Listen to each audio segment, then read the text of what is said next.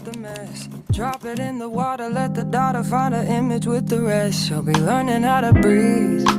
Spinning through identity, reveal another pretty little skin. Save her mind. What's good, everyone? Welcome back or welcome to Light on a Hill podcast, Christian podcast where we talk everything faith, life, culture. My name is Sanyu. I'm your host. Yeah, guys, we're back 2 for 2. 2 weeks of consistency. I am pretty proud of myself. There was a long day, honestly, guys. Like, if I could dive into today, I would, but I can't. Yeah, I'm super excited for today's episode. It's an interesting topic. It's a topic very near and dear to my heart. Yeah, so we're going to be talking about friendships. I made the title When Friendships Hurt because I think sometimes you think when you find friends that align with your morals, values, whatever, you will never have disagreements, you will never have arguments. I think sometimes it feels like when you find the friends, you have it all figured out, but that's far from the truth, right? So over here we keep it Bible based, we keep it scripture based. So I will be doing a quick, I promise it will be quick, summary of David and Jonathan's friendship. I think of all the friendships in the Bible, that's the one that touched me the most. When I tell you guys, like, not even being dramatic, but when I read it the first time, like, in depth, the whole David and Jonathan story, I actually cried. Like, this was reading like the paper Bible. I actually cried. So yeah, I'm going to summarize it and paraphrase a lot. I'd advise you to go read it for yourself. But yeah, so 1 Samuel 18, 1-4, Jonathan meets David and they literally click, like, immediately. Like, the Bible says their souls intertwined. So they felt like they're literally the same person. And then they make a covenant, which is basically, they made the bestie pact. In my opinion, they made the bestie pact to be besties forever. And then Jonathan, a literal prince, gifted David his robe, his sword, his belt. And like, when you really think about it, that stuff represents status, right? His robe, his belt, his sword, it represents status. And to me, like, reading that, it tells me, okay, this guy was like, I don't care about my status, your status, because they were definitely from different walks of life. I don't care about all that. Like, our friendship goes beyond all these things, which I think is really cool. So yeah, that happened. Then 1 Samuel 19 to verse 1-7, which is basically like Saul's jealousy arc, right? His villain arc. Because all of a sudden, an evil spirit overtook Saul. And bro was crashing out. Started plotting against David to kill him. What? Basically because they went for a battle one time. And when they came back, the women in the village, the kingdom, were singing, Saul has killed his thousands and David is tens of thousands. And that basically made Saul crash out. He was like, I'm the king and David is killing tens of thousands and I'm just killing thousands? No. So bro crashed out, basically. And Jonathan, because remember, him and David are now besties, he warns David and is like, my dad is kind of losing it right now. So, be alert and try to reason with Saul and say, like, David has done nothing wrong. Why are you all of a sudden trying to kill this dude? And Saul listens, quote unquote, shockingly, and promises not to harm David for now. So now we're in 1 Samuel 20, where Saul flips out again and wants David dead again. Why? Nobody knows. So basically, this is like the Bible is really interesting if you get into it. So David and Jonathan make like this whole arrow code. So it's basically like the if the arrow goes over and then Jonathan says something to like one of the boys, because remember Jonathan's a prince, hello. So he has like, when he's doing like archery, I'm guessing he has like this servant boys who go pick up the arrows when they go, right? And then all I remember is that if he said the arrows are beyond you, then David is not safe and has to flee the country basically. So Jonathan defends David against his dad. Saul snaps. There's a point where Saul even almost tried to kill Jonathan because of the same defending story. So Jonathan helps David escape and they have a very emotional goodbye. This is the part where I cried. And for this one, I'm going to read like the last thing that they said, that Jonathan said to David, which is in 1 Samuel 20 verse 42, where he says, Jonathan said to David, "Go in peace, for we have sworn friendship with each other in the name of the Lord, saying, the Lord is witness between you and me, and between your descendants and my descendants forever." Then David left and Jonathan went back to town. Guys, I'm telling you, read the story for yourself. Read the story for yourself. You won't be disappointed. It's a beautiful story. But yeah, I mean, I love the story so much because I think Jonathan was just like, David was a great guy, don't get me wrong, but Jonathan was just an amazing friend. Even in Jonathan defending David, okay, Jonathan was just an amazing person, honestly. I feel like he didn't get enough recognition because in defending his friend, he never won. Right. My light died, so I just had to sort that out real quick. But yeah. What was I saying? I was saying in defending his friend, he never once, like, read it for yourselves, don't take my word for it, he never once dishonored his father. And I was like, this is so beautiful because he kept honor but still defended his friend with everything in him. And like, there were times where you could see, like, honestly, Saul turned into a madman. He turned into a madman. And Jonathan still honored him. In all his wrongs, in what, he still honored him, but he never once supported the wrong thing. So, yeah, I think the last part where it's like, Jonathan can't leave his country. He can't leave his father in that state. He can't go with his friend, which I'm sure is what he wanted to do. And David also can't stay because his life was on the line. So, I think that's why, come to think of it, I think that's why the title, When Friendships Hurt, made a lot of sense. Kind of ate with that. But yeah, so friendships, I think my past experiences with friendships are, I think I was really young, I got saved at 16, and before that I did have like friendships and stuff, but I think I was just a bad friend in general. I think I was pretty like self-centered in my friendships. I felt like my friends owed me loyalty, but I didn't reciprocate that, honestly. And I was pretty bossy, like I really just wanted to have my way in my friendships. And like I got older, I turned 16, got saved, and I went through like this season of isolation, I would say, for about maybe like 6 months, like just me and God, just locked in. And then I was at the new school and everything, and I made friends. And I remember I had about 2-3 friends that I was really close to.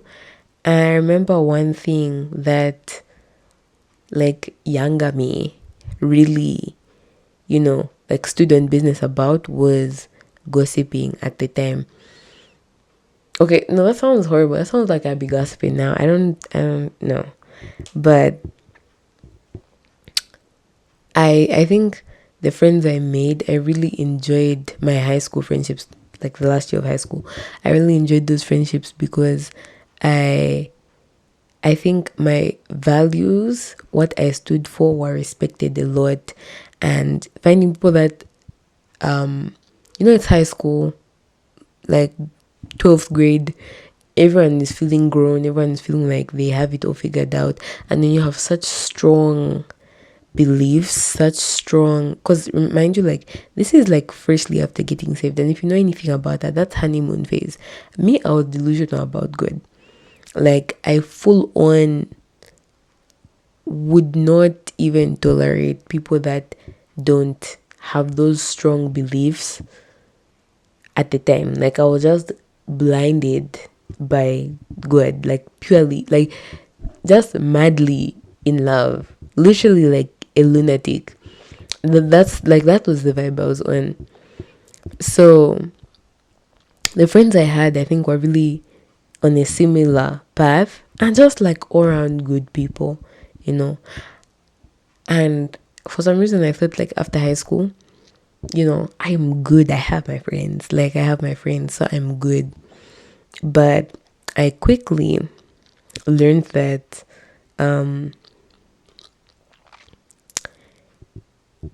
after high school is different, right? Uni is different. High school, you are literally forced to be in the same vicinity as this person, every day. Because you can't go to school. You spend your whole day at school. You're not going to go there and not talk to anyone. That's not happening. So you just have to make friends.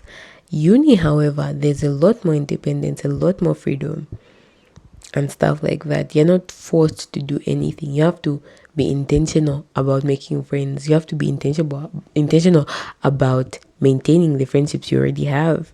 Because that thing for low maintenance friends, what, you're just a bad friend. I don't believe in low maintenance friendships. If I've ever said that to you and you're my friend, I am genuinely sorry. That is not cool. It's not okay. Like, one thing I've learned is once you even just dip your toe, which is basically what uni is, dipping your toe in adulthood, but you're not like fully in it, but regardless, you get my point. Once you dip your toe in that, you realize that friendships have to be intentional because people are busy. Okay? Especially, I'm in my third year of uni. So, my course is longer than most courses. So, I'm halfway through, but a lot of my friends are graduating soon. And that just brought me to the realization that, okay, very soon I'll have friends who are now like at their 9 to 5, who are now full on working. And I can't just, put off the coffee date that we've been planning for the past year. I can't keep putting it off, otherwise I'll lose my friend. Like, there has to be an intentionality behind it. You know what I'm saying? And I think a lot of my past mistakes were basically, I think these even translated into the present. Every time I would have a disagreement with a friend, my mind would always go end game. Like, my mind would be like, you having a problem with this person? Just end the friendship. Like, just cut it off. You survived without friends for like 6 months. You can survive. And like, I was so committed to that thinking that I was dropping friends left and right. But the closer I got to God, and especially when I joined my church, this is why I will always be an advocate for finding a church home. I will always be an advocate for being part of a community, preferably a godly community. Hey. And when I joined my church, for like 6 months, I'd say, I was going to church and running away. I would run away. Because after church, there's like snacks and juice and stuff like that. Immediately, our pastor would say, have a good week. He didn't even have to finish it. Immediately, he would say, have a good week. I'm out of there. Like, all that was left was for me to be sprinting out. Like, I would leave. We have this thing called Connect Groups. It happens every 2 weeks, where we, like your area, like let's say Woodlands, you'll meet up at someone's house and you'll just like have a time of prayer and praise and worship, and you watch like a devotional-esque video and you talk about it, and basically it's just doing life together and stuff like that.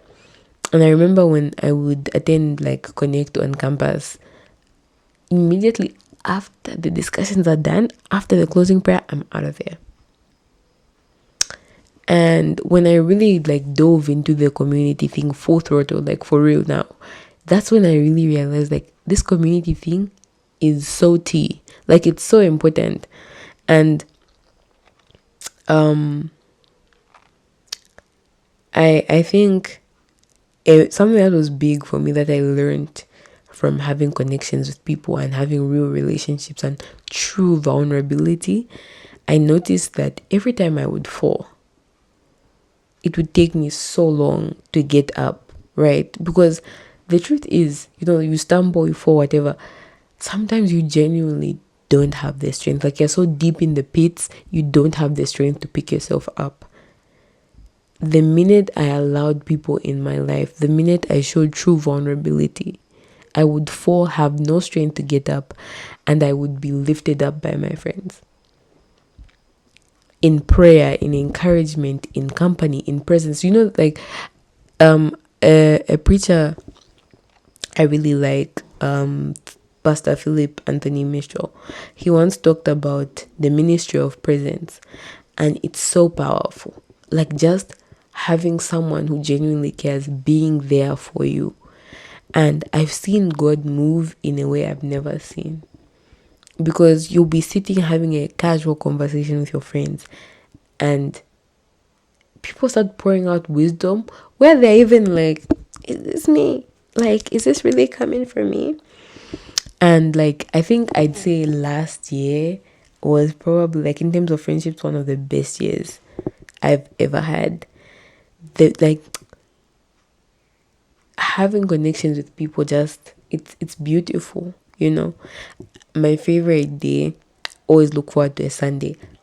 I love it. I'm getting like fed spiritually. I'm enjoying, like, just soaking in that atmosphere, like a bunch of godly people gathered in one place, where two or more gather, and all that. But after that, I get to hang out with my friends, and it charges you up for the week. And I don't know, there's just something beautiful about knowing that there's someone somewhere thinking about me, praying over me. And yes, family is so important, and it's so beautiful, and there's nothing that will ever compare. I just realized I don't have earrings on.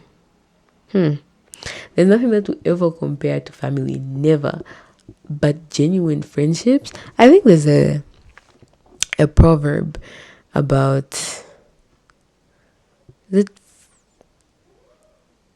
I don't remember the proverb, but friendships are super, super important and everything.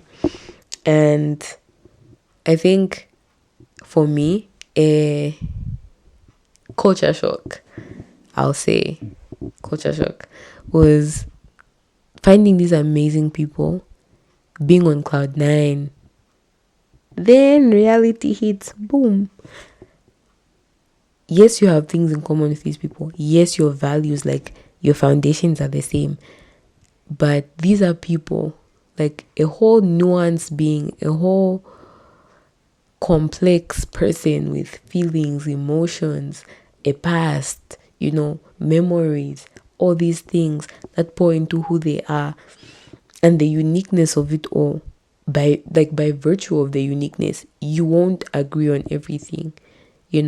I the first disagreement I had with like a really close friend, I'd say one of my best friends, and I don't know what I was like. I'm a straight shooter. Like, if I have a problem, I'm saying it with my whole chest. Okay, as soon as possible, I'm saying it with my whole chest. And I didn't register that there's someone out there who can check me as well. And I was checked. I was calling her out, just laying everything there, just being honest with her, brutally honest. And she said, you know what your problem is? You only come to us, to your friends, after you've sorted out the problem. You're not really open, you're not truly vulnerable. Was I silent or was I silenced? Because that's something that, when you go through like a season of isolation, I think, especially for me, but I'll speak for myself, it gave me a false sense of vulnerability. And for the longest, I was like, if I tell people about the problem I had, even after I've solved it, then I'm being vulnerable. That's not vulnerability. Vulnerability is being in the pits and saying, yo, guys, I'm in the pits. Pray for me. I'm struggling. Pray for me. In the pits, in the valley, in the trenches. That's true vulnerability. And that was like my first time being called out by a friend.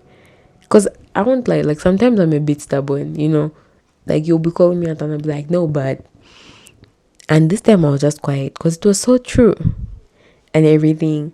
And conflict resolution has been something I've had to learn. And just understanding that if you truly care about someone, if someone is truly your friend, it's not about being right all the time, If it's boundaries, protect the boundaries. You don't have to always be right, I'm reading this book. It's called The Bait of Satan by John Bevere. Yeah. And it talks a lot about offense and how offense is really the bait of Satan. It's how he reels you in. And they were talking about like the simplest things, just from like being irritated by someone or someone irks you or whatever, and the devil uses that to grip your life, like to frame by you like this. Your life, he has it just from one car offense. Like the book itself, each chapter has I think each chapter begins with a testimony of people who've read the book and realized that offense has truly been holding on to their destinies, holding on to their breakthroughs and all that stuff. So offense really has been something I'm really actively trying to let go of, trying to move past and everything. And community is beautiful. I have been so blessed by community. I've been so blessed by friendships, letting people into my life and stuff like that. And that's not to say that just because someone is a Christian, they're the best person in the world. They won't do you dirty. They won't do you wrong. But it's to say that if someone who is a Christian has done you dirty before, don't let that flawed reality keep you from something beautiful. Honestly, don't let it. Because I know a lot of people who have so much to give in their lives. I'm not even talking about people my age. I'm talking about grown folk who have so much to give in their lives, but no one to give it to because of past hurts. Don't let that be your reality. I think praying for God to allow you to open up your heart is so important. But also praying that the people that come into your life are genuine, because only God can see the true intentions and true heart behind people. But you can ask him for help. If he can see all that, ask him to show you, is this person genuine? Is this person, this, that, and the third? Because there are instances where someone looks so genuine and you end up pouring out your life, your deepest, darkest secrets to just something else person. And you don't want to find yourself in that position. But yeah, I hope you guys are liking the pod. I'm having fun, honestly, recording and stuff. Today's topic was very present to me. I think I just reconciled with a friend that's very near and dear to my heart. So I was like, why not talk about friendships? Why not speak on this area and stuff like that? But yeah, guys, if you enjoyed today's episode, share it with a friend, someone you think it would bless. the whole point of the podcast is to create a safe space for, you know, young Christians trying to figure this life thing out. Next episode, I think I might talk about societal norms and Christianity. Basically, like how, okay, no, I'm not going to give away on the episode. I'm not. But yeah, like, comment, share with whoever you think this would bless. I already said that, I know. But yeah, that's all from me. I'm signing out. So stay you, stay real, and stay shining. Bye, guys. Drop it in the water, let the daughter find an image with the rest. She'll be learning how to breathe. Spinning through identity, reveal another pretty little skin. Save her mind.